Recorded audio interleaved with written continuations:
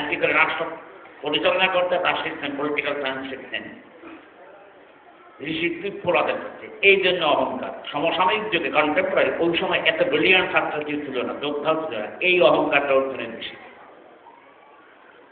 যুদ্ধের মাঠে গিয়ে বলছে 2 দর্শনের মাঝখানে রপ্তানি ওটাকে দেখি কোন পাটা যুদ্ধ করবে, কার কাটা মাথা। এত অহংকার, কৃষ্ণকে ধমক দিয়ে কত। এই দ্রোণাচার্যের কাছে পড়াশোনা করছেন। দ্রোণাচার্য যেখানে অস্ত্রবিদ্যা শিক্ষা দিতেন সে জায়গাটা এখনো আছে, এটা হরিদ্বারের কাছে, নাম হলে দেরাদুন, দ্রোণাচার্যের যারা এইখানে অস্ত্রবিদ্যা শিক্ষা দিতেন জায়গাটি এখনো আছে, যার জন্য ভারতের মিলিটারি হেডকোয়ার্টার আগে দেরাদুনে দ্রোণাচার্যের সম্মান দেখাবার জন্য ভারতের সিএলসি ওখানে বসবাস করে। এইরকম পণ্ডিতের কাছে পড়ছেন, অহংকার কি একেবারে কম। কৃষ্ণকে ধমক দিয়ে কথা হচ্ছে 2 দর্শনের মাঝখানে রপ্তানি এলাকা থেকে কোন কটা যুদ্ধ করবে, কার কটা মাথা। অর্জুনের এক নাম সব্যসাচী। সব্যসাচীর অর্থ এটা ব্যতিক্রম, এক্সেপশন। মানুষের একটা বাম চড়তে 2টা হাত লাগে, অর্জুনের 2 হাত লাগে না। 2 হাতে একই সঙ্গে সাইমেন্টাসলি বাম চড়তে পারে, এই জন্য আমাদের সব্যসাচী। একই সঙ্গে 2 হাতে বাম চড়তে পারে, এক্সেপশন। সারা পৃথিবীতে অর্জুনের মতো আর একটা লোক খুঁজে পাওয়া যায় না, এই জন্য তারা অহংকার।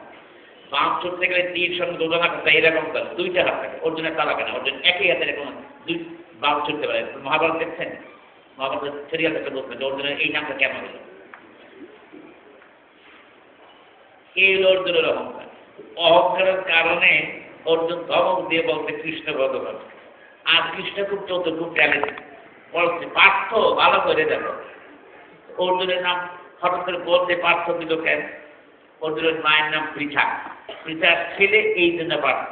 আর যেটা দেখবেন মন্ত্রীয় পার্থ কিন্তু আছে না, মায়ের নাম দিয়ে পড়েছেন।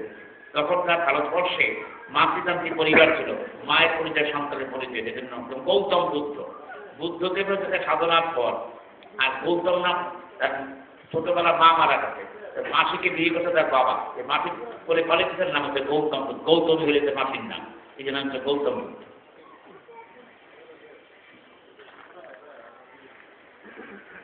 বলতে পার্থ ভালো করে দেখো। এই তখন বলতে পার্থ ভালো করে দেখো, তখন অর্জুন দেখে সামনে সব আর্মিনা ফোর্স না, দেখে মামা তো ভাই, কাকা তো ভাই, কুষ্ঠ তো ভাই। তখন বলছে আমি যুদ্ধ করবো না, সর্বও চাই না, নরকও চাই না, আমি রাজ্যও চাই না, সিংহাসনও চাই না। বলছেন কি চাও তুমি? বলছেন কিচ্ছু বুঝি না, শীর্ষস্থান স্বাধীনান্তং প্রপন্ন।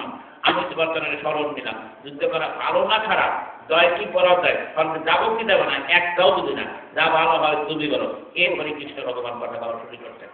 সবাই খবরের মধ্যে অহংকার আছে, আর বিদ্যা নাই, পাণ্ডিত্য নাই, বিদ্যা নাই, ক্ষমতা। এই অহংকার থাকাকালীন পর্যন্ত ভগবানের মুখ থেকে কোনো বাণী শোনার যোগ্যতা আমার নাই বা হয় না। মানে সবাই খবরের মধ্যে অহংকার, সামথিং। আর লার্জ স্কেল, কম হোক আর বেশি, এইটা তো ছেড়ে দেওয়া যায়, তখনই ভগবানের করুণা লাভ হতে পারে। আমরা মুখে বলি কিচ্ছু জানি না, কিছু বুঝি না, আমার না কিন্তু সব ভগবানের হলেও কথা কথা। এই মানসিকতা আমাদের মধ্যে কাজ করে না। বড় প্রয়োজন সামাজিক অবস্থান তাই বলি, ছেলে মেয়ে কি কাজ আমরা কিছু না, ছেলেটা খাপ করতে তাকে মানা করে দেবে। জিজ্ঞাসা করলে আমার